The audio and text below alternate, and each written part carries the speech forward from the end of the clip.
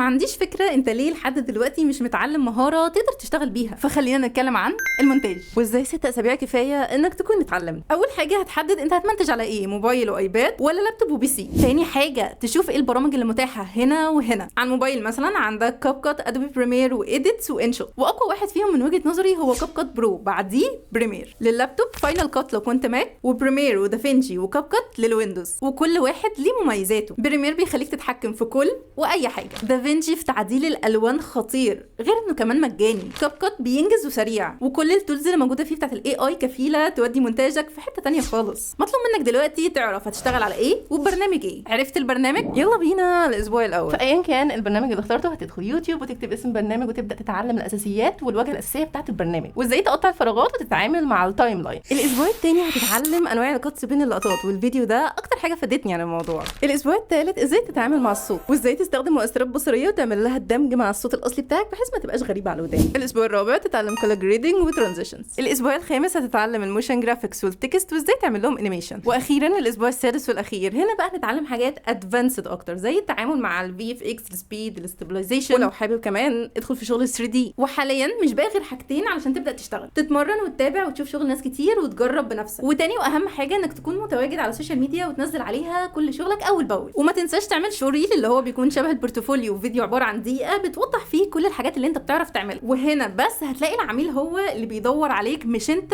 اللي بتدور عليه. واخيرا ما تنساش تعمل شير للفيديو ده علشان انت وغيرك تستفيد. وبس كده.